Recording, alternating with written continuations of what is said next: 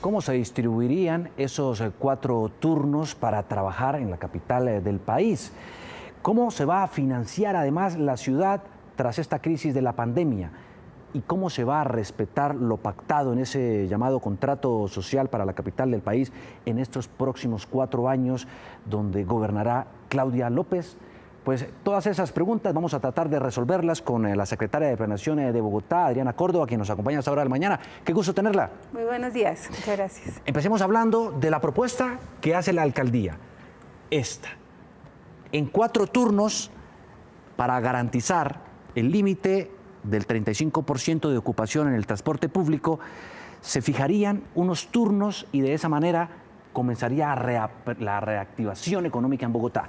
Explíquenos. Sí, señor. Pues ya hay 36 sectores de la economía que están trabajando, que no tuvieron restricción en la época del confinamiento. Esas personas están entrando a trabajar de 5 a 8 de la mañana y ya tienen copado el cupo de 35% de ocupación de Transmilenio. O sea, el turno de ingreso de 5 a 8 de la mañana y posible salida de 2 a 5 o 6 de la tarde ya está copado porque son todos los 36 sectores que no tuvieron restricción en el confinamiento. Ese ya está copado. Ese ya está copado. El segundo turno, es decir, la infraestructura, la construcción y la manufactura que el presidente dio orden, ya con protocolos cuando estemos listos, tendrían que entrar a las 10 para que los turnos en las estaciones de Transmilenio pues no se copen y entrarían a las 10 y saldrían más o menos 7 de la noche. 7 de la noche. El tercer turno ya está o no especificado. El tercer turno sería un turno como del mediodía. Si tuviéramos que entrar otros sectores de la economía, no entran ni entre 5 y 8, no pueden copar Transmilenio, ni entre 10 y 12. Sería un turno que estaría pensado para ingresar desde las 12 del día. Que si uno analiza dentro de los sectores que todavía no se han activado, podría ser el comercio. Podría ser. No se sabe. Digamos, es toda una discusión entre los empresarios, los comerciantes, la Secretaría de Hacienda, Gobierno, Secretaría de Desarrollo Económico, Alcaldía, en coordinación con Gobierno Nacional.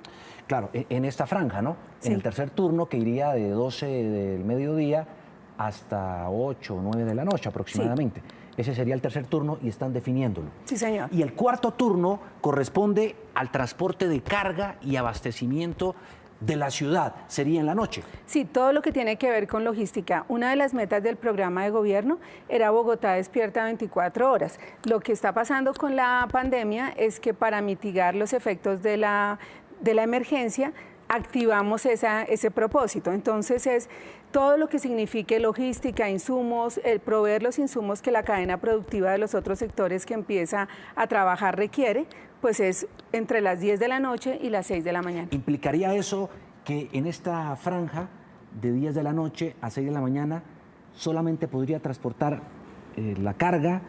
Como logística, insumos, muy probablemente. Eso es lo que inicialmente se ha pensado. ¿No?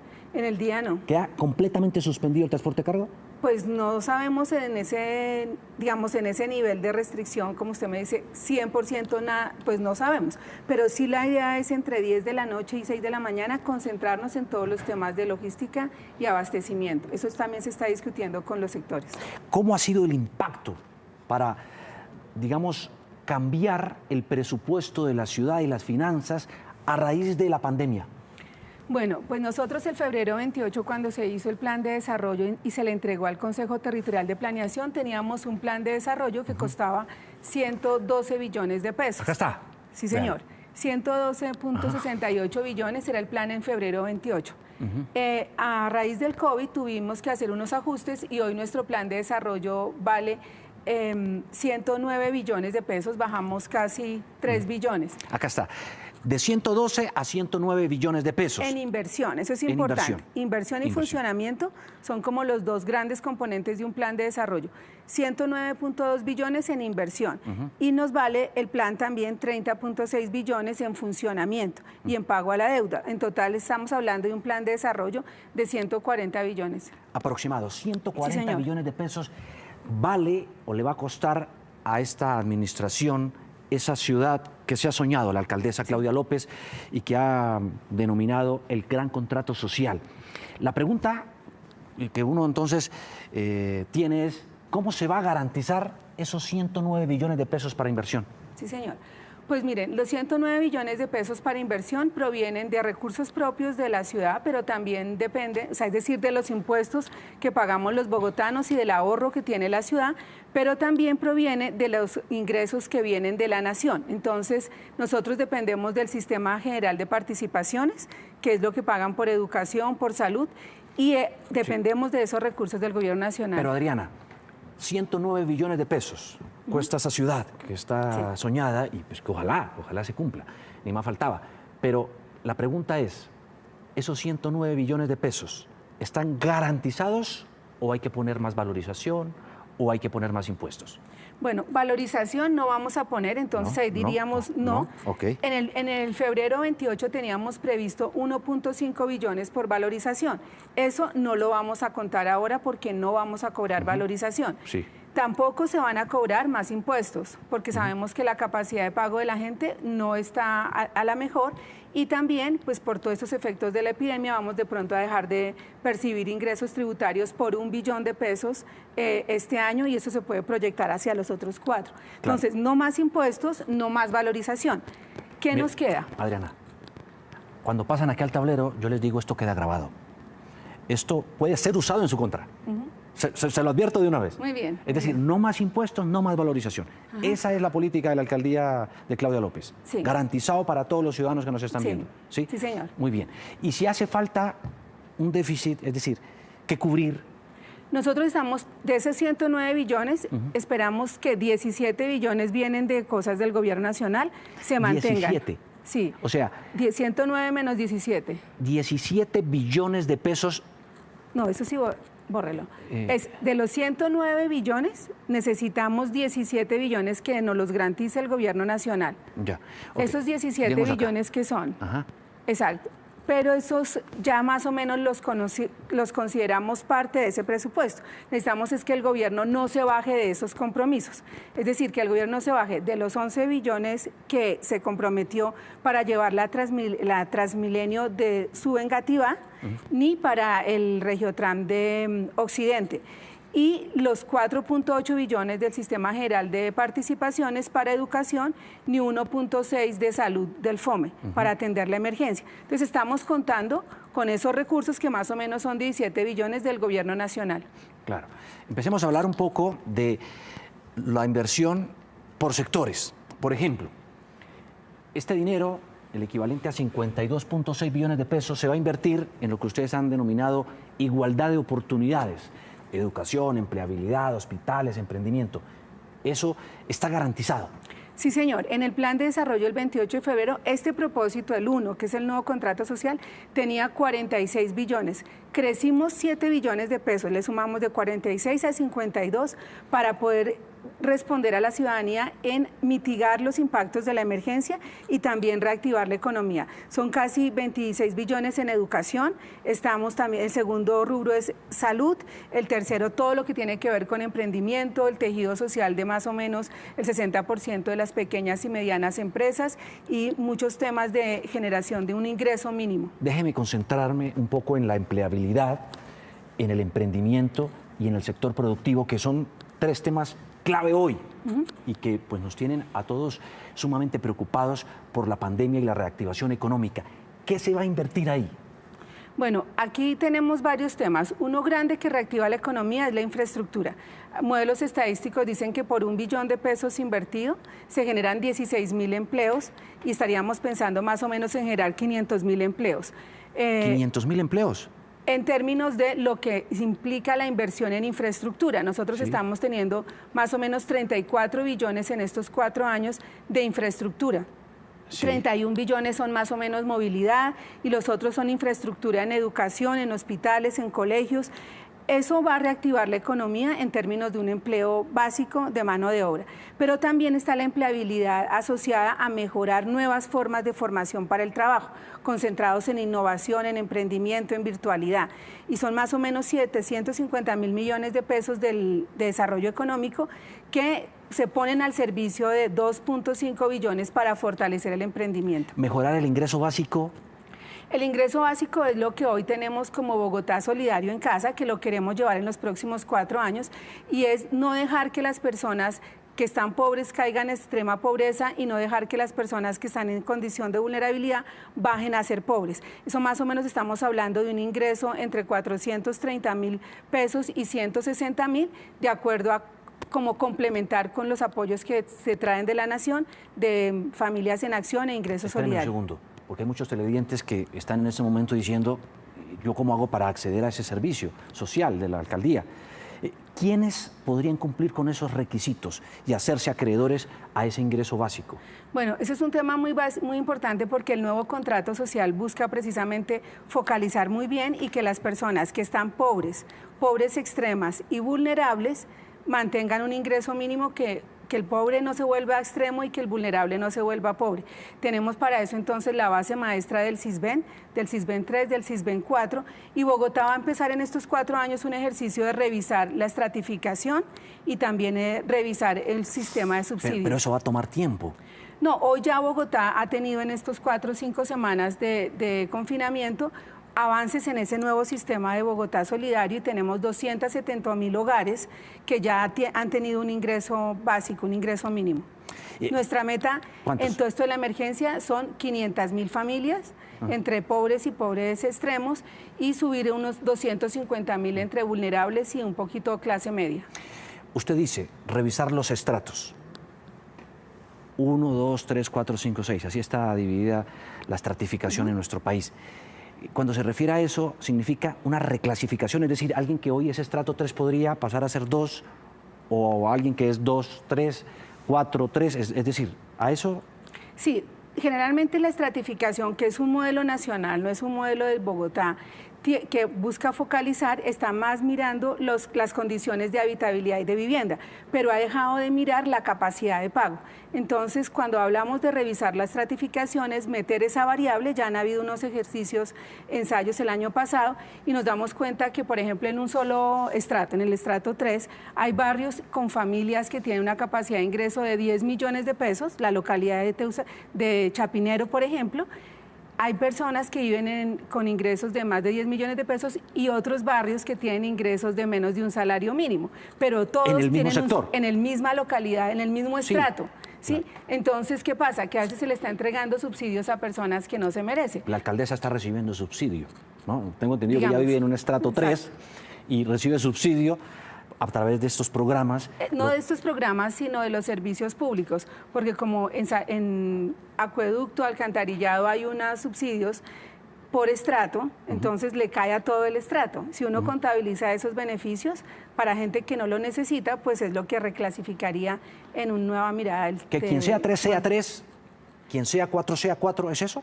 No, que la estratificación mire la variable de capacidad de ingreso, no solamente de la localización y de las condiciones de la vivienda, porque yo puedo vivir en una vivienda de tantos metros y unas condiciones parecidas, pero mi ingreso, porque tengo un trabajo y una educación diferente, es superior a otro de la misma cuadra. Hay mucha pobreza oculta en Bogotá, gente que vive en estrato 4, pero sus recursos económicos no permiten estar ahí en ese nivel de vida.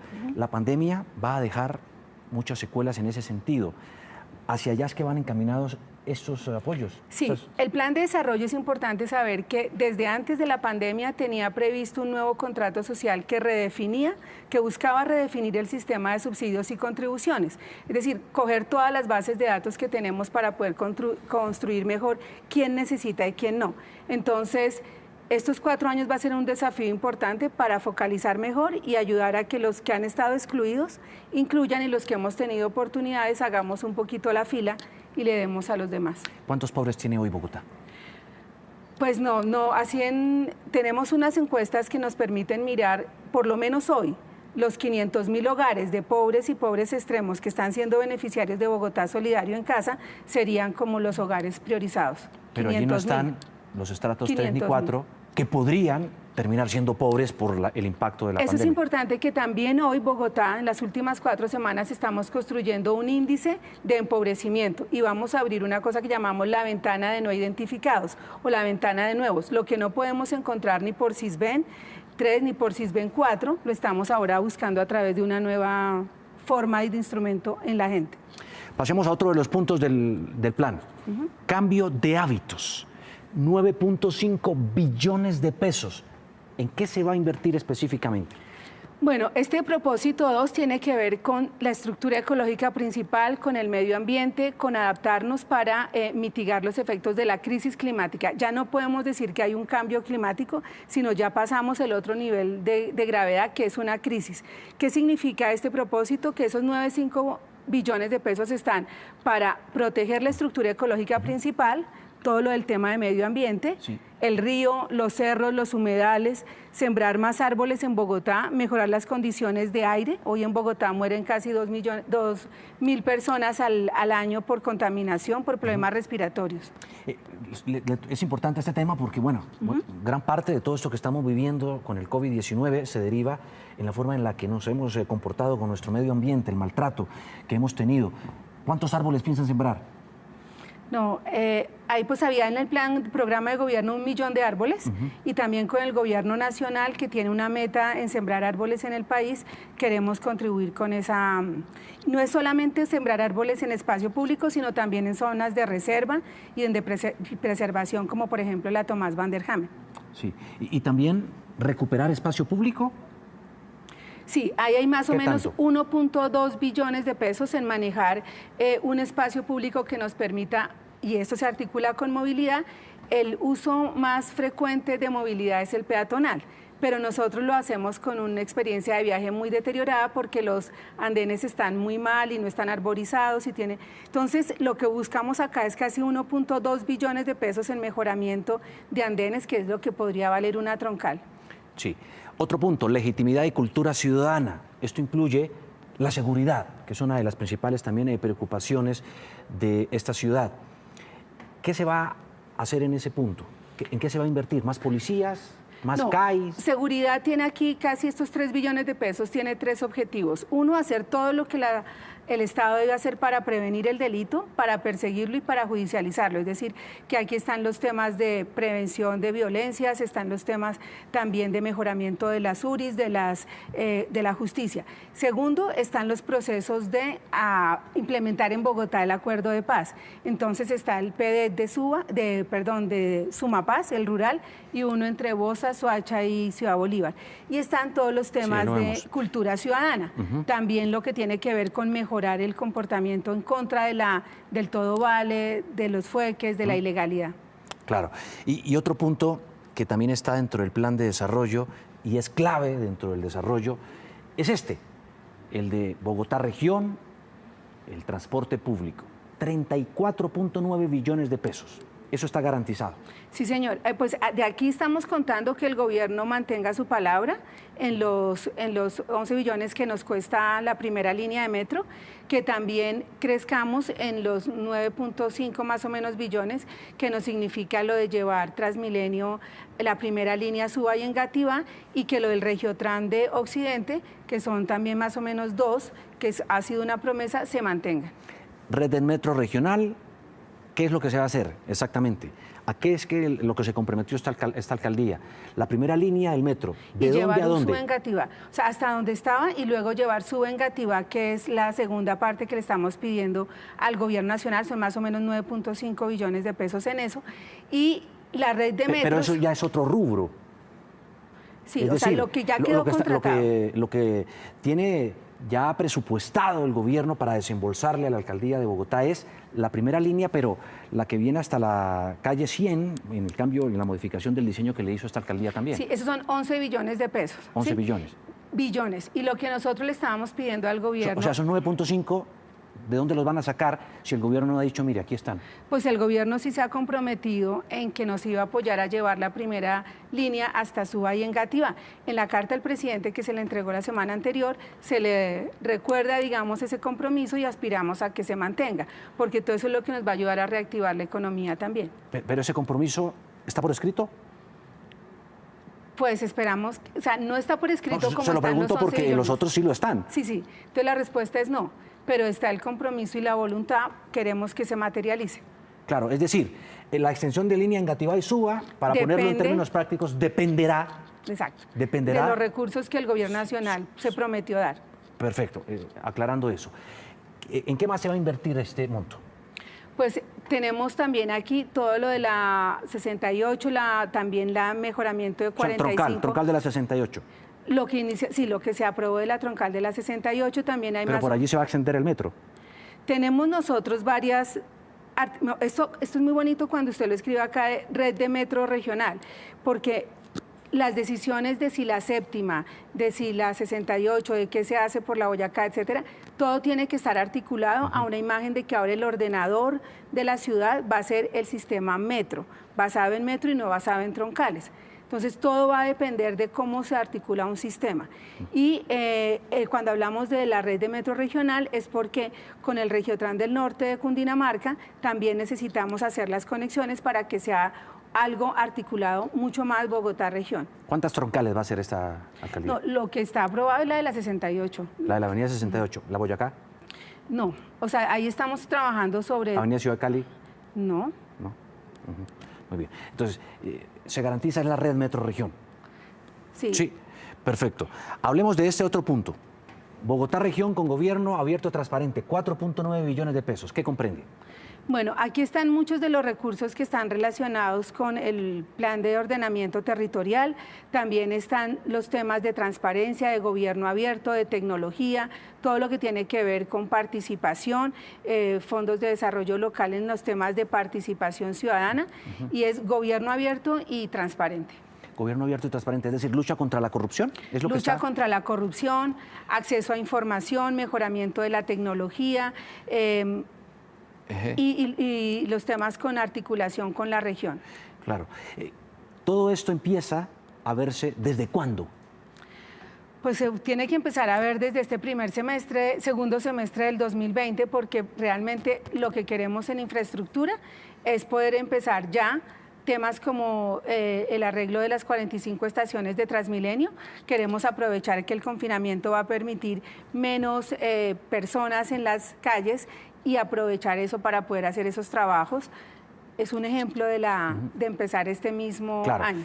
Pero todo esto tiene que pasar primero por el Consejo de Bogotá, ¿cierto? Sí, señor. Tienen que cumplirse allí unos debates y unos trámites que están, digamos, claramente establecidos.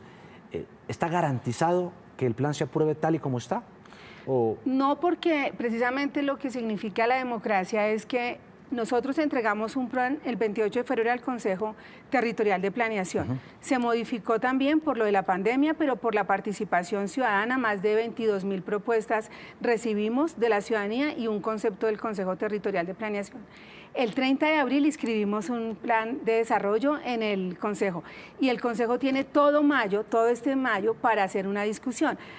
Hay 3 ponentes de plan, empiezan las discusiones este miércoles y los ajustes que salgan del debate también deberán estar incorporados en el plan. A 30 de mayo esperamos que haya un plan de desarrollo aprobado por acuerdo en el Consejo y del 1 de junio al 15 de junio tendremos para hacer la armonización presupuestal, de tal manera que el 16 de junio empezamos un nuevo plan de desarrollo. Claro, pues muy bien, ahí está, es la secretaria de Planeación de Bogotá, Adriana Córdoba, hablando de este tema clave para los próximos años de Bogotá, en medio, claro, de unas circunstancias de fuerza mayor, la pandemia, que han modificado un poco en materia presupuestal los planes, pero aún así se han rediseñado para que puedan garantizársele un ingreso básico también a muchos de los más pobres de nuestra ciudad. Secretaria, qué gusto tenerla aquí aclarando todos estos temas. Bueno, todavía tiene un camino largo y una batalla. Sí, y yo quisiera como terminar diciendo que todo este sueño solamente se puede hacer con la participación ciudadana y la cooperación ciudadana, y que toda elección es una renuncia. O sea, no podemos tener todo ni al tiempo. Entonces, gracias por la comprensión y mucho de cooperación ciudadana en los próximos 4 años. Hay un tema que, permítame, secretaria, incorporar a esta comunicación. Él es Juan Esteban Orrego, el director de FENALCO Bogotá, usted lo conoce muy bien, está con nosotros esta mañana. Buenos días. Buenos días, Juan Diego, buenos días, doctora Córdoba, ¿cómo les va? Muy bien, buenos días, sí señor. Claro, quisiera preguntarle sobre la propuesta de la que usted también fue gestor. Artífice. Sí, la Bogotá 24 horas, que es una de las grandes apuestas para reactivar la economía en Bogotá. ¿Usted cómo la ve?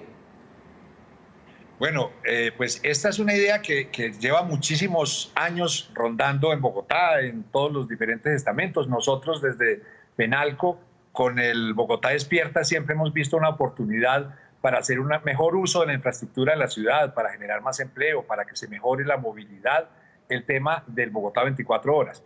Las condiciones en que estamos hoy pues no son las que se querían en un principio, porque lo que se buscaba era ampliar los horarios y poder tener, digamos, más ventas y tener una economía más dinámica. En este momento es una gran alternativa, pues porque estamos todos viendo lo que está ocurriendo, todos lo estamos, digamos, sufriendo de alguna manera, y esta es una alternativa para empezar a reactivar la economía de la ciudad, y la verdad nosotros aplaudimos pues que la administración esté con estas intenciones. Obviamente se tendrá que ajustar muchísimas cosas y la idea es poder acompañarlos en esto. Quería preguntarle eso. Turno 1 está contemplado para los gremios que venían trabajando aún con la pandemia.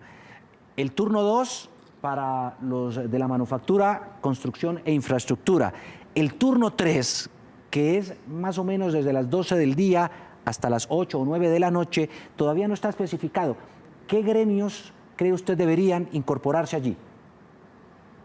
Pues la verdad es que en este momento el comercio está haciendo falta, y está haciendo falta no solamente por las necesidades que tenemos nosotros como comerciantes, sino que la cadena, por ejemplo, del sector manufactura necesita poder darle salida a lo que se está generando en este momento, la producción que hoy están teniendo. Y obviamente es a través del comercio, que es el último eslabón de la cadena, que se puede hacer. Entonces, creemos que ese espacio es perfecto para que el comercio empiece a activarse de la forma que considere pues, el distrito que se debe hacer, y estamos dispuestos a acompañarlos en todo momento en lo que se quiera hacer al respecto.